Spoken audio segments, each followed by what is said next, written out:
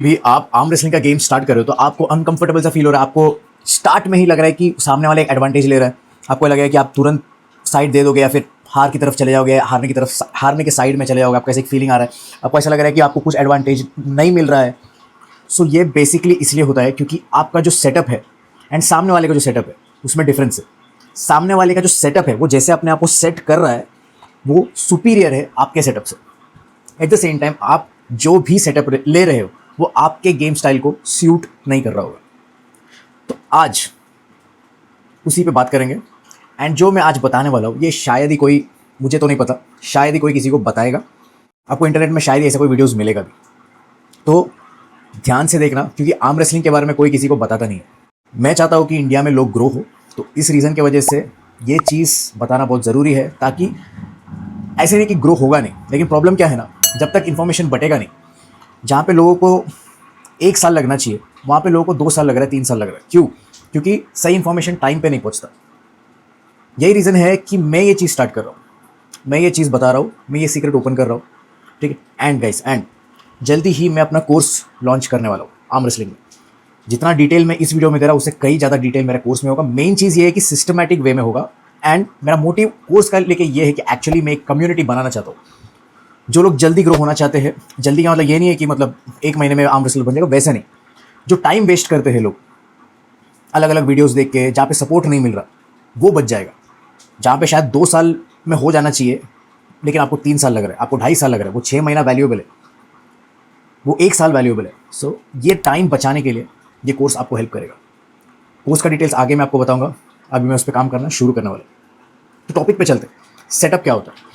सो जब भी आपको अनकंफर्टेबल फील हो रहा है सामने वाले के सेटअप की वजह से, या फिर सामने वाला जो भी कुछ कर रहा है, ऊपर पकड़ रहा है, ये जो भी कर रहा है उसकी वजह से, तो आपको अनकंफर्टेबल फील होगा। तो आपको आपका ग्रिप सुपीरियर सेटअप लेने के लिए क्या करना चाहिए। सो आज हम लोग बेसिकली बात करेंगे टॉप रोल के ऊपर एंड उसका सेटअप के ऊपर। ये बेसिक है, ठीक है। सबसे पहला चीज़, जब पाम टू पाम आए आपको ये देखना है कि सामने वाला ये जो वेबिंग है ये ऊपर ले रहा है कि नहीं ले रहा है। अगर ले रहा है तो आपको वो मैच कराना है या आपको कोशिश करना है कि आपको ऊपर मिले। समझ रहे हो?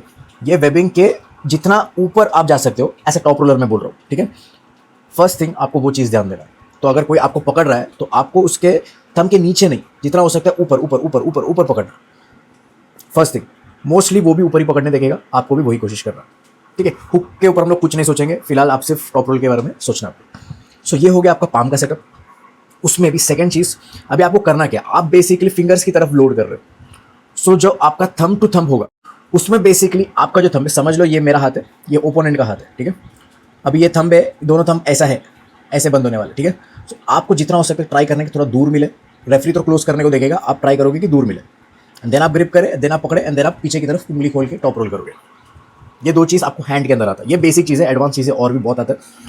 सेटअप, आपने एज अ टॉप रोलर या फिर एज प्लेयर्स, जब एडवांस प्लेयर्स देखा होगा, आपने देखा होगा कि वो लोग ऐसे हाथ रखेंगे, ऐसे कंधा टेढ़ा रखेंगे एंड वो लोग एक सेटअप लेंगे, ऐसा रखेगा, ऐसा बैठेगा। अलग अलग लोग अलग अलग सेटअप रहते हैं।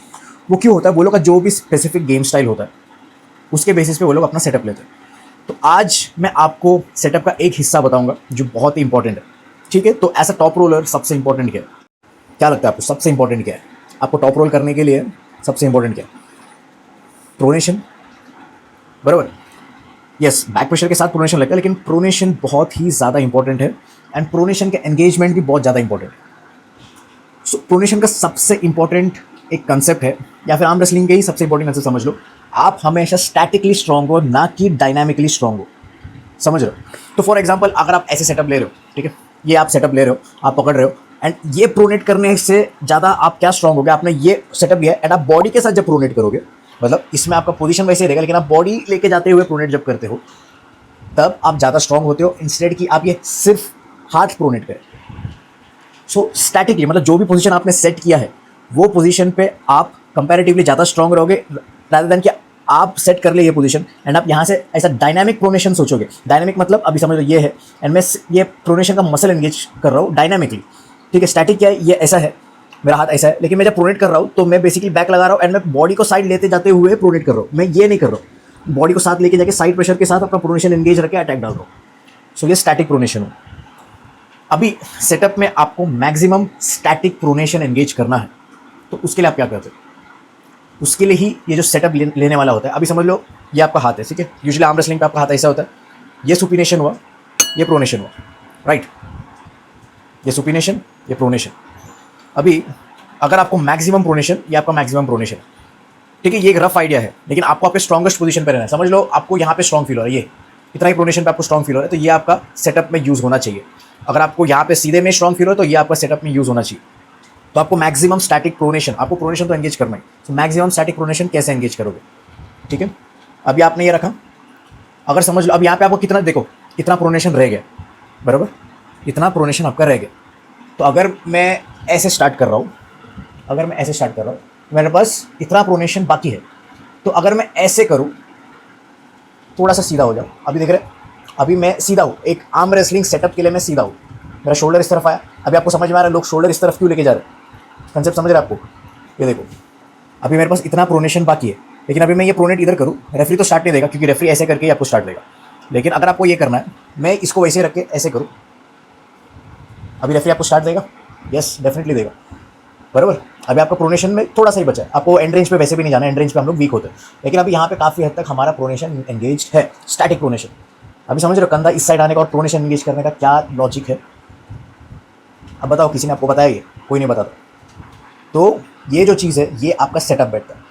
एंड इसमें अगेन अगर आपको शोल्डर स्क्वायर करना है, जैसे आप अगर आप टॉप रोल करोगे तो आपको बैक की तरफ जाना होता है, बराबर। सो आप शोल्डर स्क्वायर करोगे एंड आपको पीछे ड्रॉप करना होता है। तो पीछे ड्रॉप करने के लिए आप देखो नेचुरली मेरा एक साइड का शोल्डर नीचे ड्रॉप होता है। तो आप यूजुअली देखोगे टॉप रोलर्स क्या करते हैं, वो लोग एक साइड का शोल्डर ड्रॉप रहेगा एंड वो लोग एक साइड का ऊपर रहेगा। चाहे तो आप ऐसे भी रख सकते हो अगर आपको कंफर्टेबल लगता है तो आपको देखने की जब ये सेटअप ले रहे हो आप कहाँ पे सबसे ज़्यादा कंफर्टेबल हो आपका अटैक डालने के लिए, समझ रहे हो। सो इस तरीके से आपका सेटअप जो एल्बो अंदर और आपका जो एल्बो क्या बोलते हैं शोल्डर ड्रॉप हो रहा है, ये जो सेटअप जो बनता है वो इस तरीके से बनता है। एंड यहाँ पे आपको maximum pronation, static pronation engagement मिलता है। एंड जैसे आपको समझो किसी ने अटैक डाल भी दिया प्रोनेशन पे, आप कहीं ना कहीं यहाँ पे भी आके रुकते हो, आप फिर भी यहाँ पे स्ट्रॉन्ग हो, लेकिन आप ऑलरेडी यहाँ पे हो, ये सीधा पोजीशन पे और यहाँ पे गए तो यहाँ पे आपके बाइसेप्स पे आ जाएगा एंड फिर आपको पिन करना चाहे तो वो आपको इजीली पिन करेगा। लेकिन अगेन यहाँ पे डेफिनेटली आपको बहुत प्रैक्टिस करना है स्पीड अटैक का, ताकि आपके प्रोनेशन पे अटैक जाए ना, कोई आपका प्रोनेशन को पूरा खाए ना। ऐसे और भी इंटरेस्टिंग वीडियोस आएगा कोर्स में, इससे भी ज़्यादा डिटेल में बताऊंगा। एंड कोर्स का मेन मोटिव तो यही है कि मैं चाहता हूँ कि सीरियस आर्म रेसलर्स जुड़े मेरे साथ और एक कम्युनिटी बिल्टअप हो। तो हम लोग मिलते हैं नेक्स्ट वीडियो में, जिसमें हम लोग टॉप रोल में आप कपिंग को कैसे एंगेज कर सकते हो ये देखेंगे।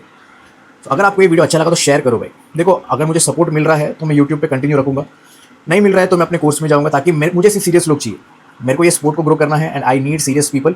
एंड कोर्स का जो फीस होगा वो ज़्यादा महंगा भी नहीं होगा, इतना मैं आपको गारंटी देता हूँ। लाइफ टाइम एसेस होगा, जो भी मेरे को इन्फॉर्मेशन मिलता रहेगा मैं वहाँ पे डालते रहूँगा एंड वो एक सिस्टमैटिक वे रहेगा, वहाँ पे लोगों को कोई प्रॉब्लम नहीं, कोई इंटरफियरेंस नहीं। अभी जैसे कि यूट्यूब पे मैं अपना ब्लॉग्स डालूंगा, ऐसा कुछ डालूंगा तो कुछ ना कुछ तो यहाँ वो इंटरफियरेंस आएगा। सो वो नहीं कुछ नहीं, एंड वहाँ पे डायरेक्ट कॉन्टैक्ट मेरे से और मेरे टीम से आपका होगा। तो हम लोग मिलते हैं नेक्स्ट वीडियो में, तब तक take care and see you guys, bye bye.